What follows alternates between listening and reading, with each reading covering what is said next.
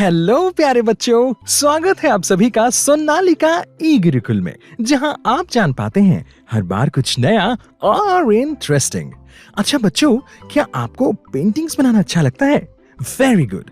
तो आज हम जानने वाले हैं दुनिया की सबसे फेमस पेंटिंग्स में से एक मोनालिसा नाम की पेंटिंग के बारे में, और जानेंगे कि आखिर ये पेंटिंग इतनी फेमस क्यों है।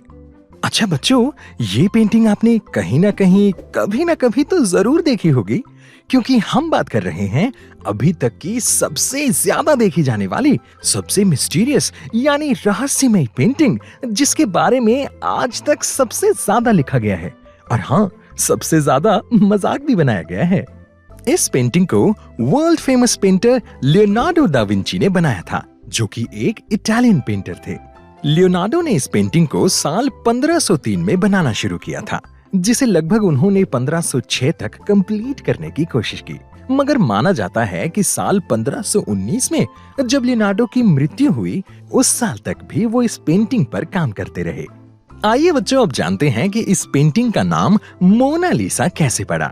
माना जाता है कि इटली के एक बहुत ही अमीर सिल्क मर्चेंट यानी व्यापारी फ्रांसिस्को डेल जियोकोंडा ने अपनी पत्नी लीसा गेरार्डिनी की पोर्ट्रेट पेंटिंग बनवाने की रिक्वेस्ट लियोनार्डो दा विंची से की थी, क्योंकि साल 1500 तक लियोनार्डो दा विंची बहुत ही फेमस पेंटिंग्स ऑलरेडी बना चुके थे, और पेंटिंग्स के अलावा वो आर्किटेक्चर और साइंटिफिक नॉलेज की वजह से पूरे वर्ल्ड में फेमस थे।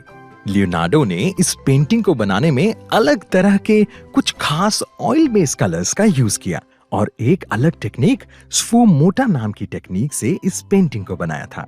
और फिर कई सालों के बाद जॉर्जियो वासारी नाम के एक बायोग्राफर, जो आर्टिस्ट्स के बारे में लिखते थे, उन्होंने लीसा गेरार्डिनी की इस पेंटिंग को मोनालिसा का नाम दिया।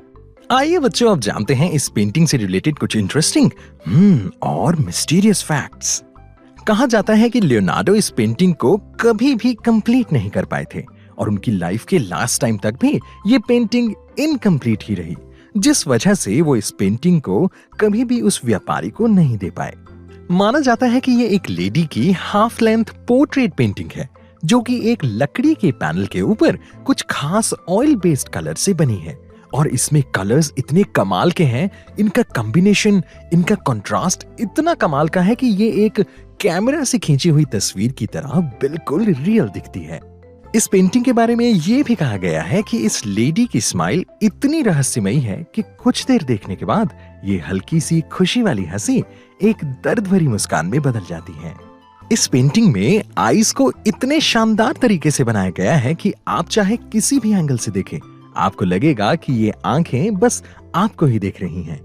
इस पेंटिंग के अंदर नेचुरल सीनरी को भी बहुत अच्छे से दिखाया गया है, और इसके कलर्स की शेड्स इन ट्रीज और माउंटेन्स को एकदम असली महसूस करवाती हैं। इस पेंटिंग में हर एक छोटी छोटी बारीकी पर ध्यान दिया गया है। अच्छा बच्चों, क्या आपने नोटिस किया कि इस लेडी की आईब्रोज नहीं है?